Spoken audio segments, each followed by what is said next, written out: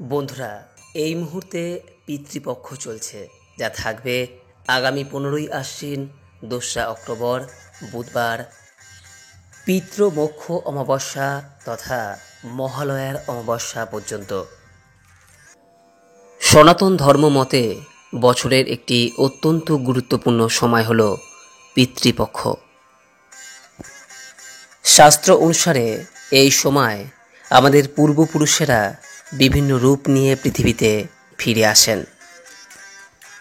এই সময়ে পূর্বপুরুষরা তাদের পরিবারের আশেপাশে থাকেন, তাই বছরের এই সময়কালকে অত্যন্ত গুরুত্বপূর্ণ সময়কাল বলে গণ্য করা হয়। বন্ধুরা, বৈদিক শাস্ত্র অনুযায়ী সূর্য যখন কন্যা রাশিতে প্রবেশ করে সেই সময় শুরু হয় পিতৃপক্ষ। আর এই সময়কালটি শুরু হয় ভাদ্রপদ মাসের পূর্ণিমার দিন থেকে। এই সময়ে আমাদের পূর্বপুরুষরা পিতৃলোক পরিত্যাগ করে তাদের উত্তরপুরুষদের গৃহে অবস্থান করে।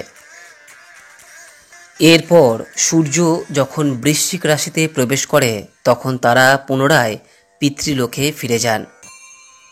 পূর্বপুরুষদের প্রতি সম্মান এবং শ্রদ্ধা অর্পণের সুবর্ণ সুযোগ হল এই পিতৃপক্ষ। শাস্ত্র মতে পূর্বপুরুষদের যদি আশীর্বাদ আমাদের উপর না থাকে তাহলে আমরা জীবনে কখনো উন্নতি লাভ করতে পারি না। পূর্বপুরুষের আত্মা যদি অসন্তুষ্ট, অতৃপ্ত এবং অখুশি থাকে তাহলে ব্যক্তি এবং পরিবারের উপর পিতৃদোষ নেমে আসে।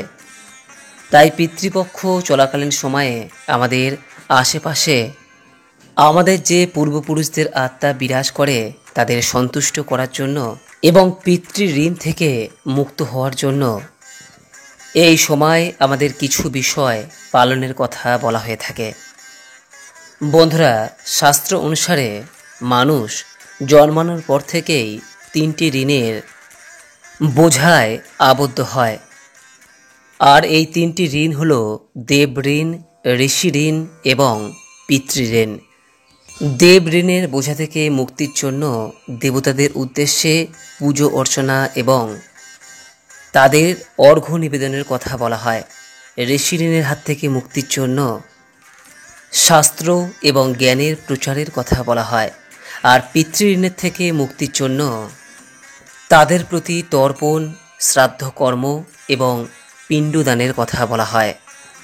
আর পিতৃপক্ষ হলো সেই সময় যে সময়ে এই সকল কাজ করা সবথেকে উত্তম বলে গণ্য হয়। সাধারণত 15 দিন এই পিতৃপক্ষ থাকলেও মহালয়ার দিনটিকে সবথেকে গুরুত্বপূর্ণ দিন বলে গণ্য করা হয়, কারণ এই দিনটিকে বলা হয় সর্বপিতৃ অমাবস্যা। পূর্বপুরুষদের মৃত্যুর তিথি যদি জানা না থাকে তাহলে এই মহালয়ার দিনে তাদের উদ্দেশ্যে সর্বপ্রকার শাস্ত্রীয় কার্যপ্রণালী যথা শ্রাদ্ধ, পিণ্ডদান সমস্ত কিছুই করা যায়। আর এই মহালয়ার দিন থেকেই শুরু হয়ে যায় দেবী পক্ষ। বন্ধুরা, পিতৃপক্ষ চলাকালীন সময়ে যেহেতু আমাদের পূর্বপুরুষদের আত্মা আমাদের আশেপাশেই বিরাজ করেন, তাই এই সময়ে কিছু বিষয় আমাদের সর্বদা এড়িয়ে চলা প্রয়োজন। বন্ধুরা, শাস্ত্র মতে এই পিতৃপক্ষ চলাকালীন সময়ে মূলত গাজর, মূলো এবং বেগুন এই 3টি সবজি খাওয়া এড়িয়ে যাওয়া প্রয়োজন। বলা হয় এতে রাহু কুপিত হন, তাতে অশুভ প্রভাব পড়ে।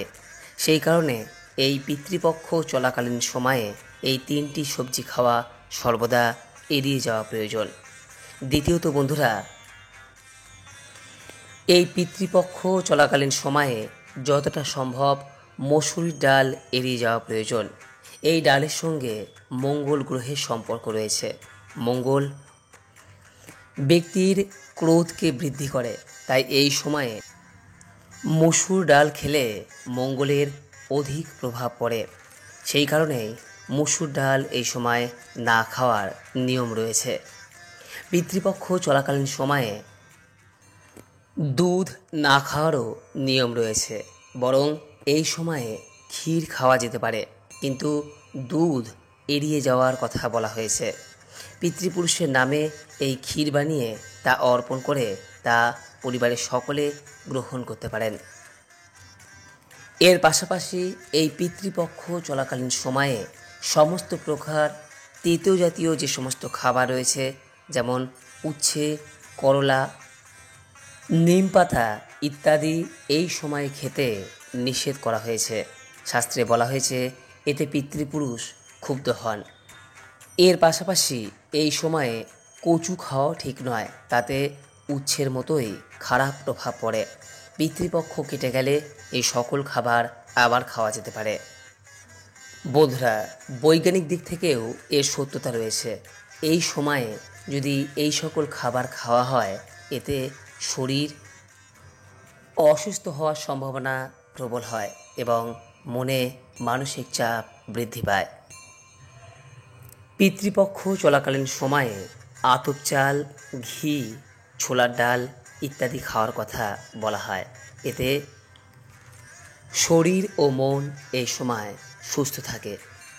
বন্ধুরা, শাস্ত্র অনুসারে পিতৃপক্ষ চলাকালীন সময়ে বাড়িতে কখনোই কোনো শুভ কাজ করা উচিত নয়। যেমন ধরুন বিবাহ, বাগদান, গৃহপ্রবেশ, অন্নপ্রাশন, গৃহ নির্মাণ, গৃহ ক্রয়, সাধভক্ষণ, উপনয়ন, নতুন কোনো ব্যবসার সূত্রপাত অথবা গৃহের জন্য এই সময় নতুন কোনো দ্রব্য ক্রয় করা একেবারেই উচিত নয়। এটি অশুভ বলে গণ্য হয়। বন্ধুরা, এই পিতৃপক্ষ চলাকালীন সময়ে যতটা সম্ভব সাধারণ এবং সাত্ত্বিক জীবন অতিবাহিত করা প্রয়োজন। এই সময় যথাসম্ভব চেষ্টা করুন তেল এবং সাবান না মেখে স্নান করতে। মহিলাদের এই সময় প্রসাধনী সামগ্রী যতটা সম্ভব কম ব্যবহার করার পরামর্শ দেওয়া হয়। আর যারা এই পিতৃপক্ষ চলাকালীন সময়ে অথবা মহালয়ার দিনে পিতৃপুরুষদের উদ্দেশ্যে তর্পণ বা শ্রাদ্ধ অথবা পিণ্ডদান করবেন, তাদের এই সময় চুল, দাড়ি, নখ কাটা থেকে বিরত থাকার কথা বলা হয়। শাস্ত্র অনুসারে সাধারণের ক্ষেত্রেও এই বিষয়টি অনেকখানি প্রযোজ্য। এই সময়ে পারফিউম বা অন্য কোনো প্রসাধনী দ্রব্য যতটা সম্ভব এড়িয়ে যাওয়া প্রয়োজন। পিতৃপক্ষ চলাকালীন সময়ে যেহেতু বিভিন্ন রূপে পূর্বপুরুষরা আমাদের কাছে উপস্থিত হন, সেই কারণে এই সময় বাড়িতে আগত কোনো প্রকার দয়াপ্রার্থী ব্যক্তিকে আপনি খালি হাতে ফিরিয়ে দেবেন না।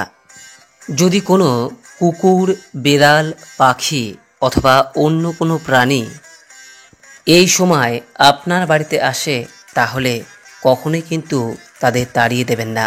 পারলে তাদের অবশ্যই কিছু না কিছু খাবার দিন।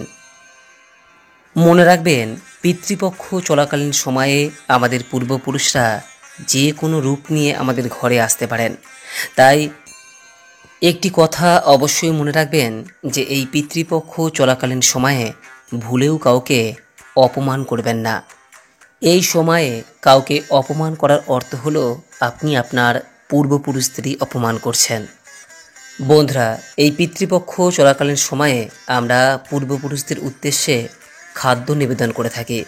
যদি আপনি পূর্বপুরুষদের খাদ্য নিবেদন করেন, তাহলে লোহার বাসনে কখনোই কিন্তু তা রান্না করবেন না এবং লোহার বাসনে তা নিবেদন করবেন না।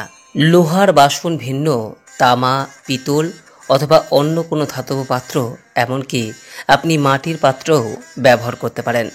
এই পিতৃপক্ষ চলাকালীন সময়ে আপনি দুপুরের পর পিতৃপুরুষদের স্মরণ করে তাদের উদ্দেশ্যে খাবার উৎসর্গ করতে পারেন। আর এই খাবার আপনি ব্রাহ্মণ, দুস্থ ব্যক্তি, কাক, গরু এবং কুকুরকে খাওয়াতে পারেন। বন্ধুরা, পিতৃপক্ষ চলাকালীন সময়ে আমাদের পূর্বপুরুষরা অনেক সময় স্বপ্নে দর্শন দিয়ে থাকেন এবং বিভিন্নভাবে দর্শন দিয়ে থাকেন, যা থেকে আমরা আমাদের আগাম ভবিষ্যতেরও ইঙ্গিত পেয়ে থাকি। তাই বন্ধুরা, এই পিতৃপক্ষ চলাকালীন সময়ে চেষ্টা করুন এই সমস্ত বিষয়গুলি মেনে চলতে। আশা করি দর্শক বন্ধুরা, এই ভিডিওটি আপনাকে সমৃদ্ধ করেছে এরপরও যদি এই সংক্রান্ত কোনো প্রশ্ন থাকে নিচের কমেন্ট বক্সে অবশ্যই জানাবেন। সকলেই ভালো থাকুন, সুস্থ থাকুন এই কামনা করে আজকের মতো ভিডিওটি এখানেই শেষ করলাম। নমস্কার, ধন্যবাদ। ঈশ্বর আপনার মঙ্গল করুক।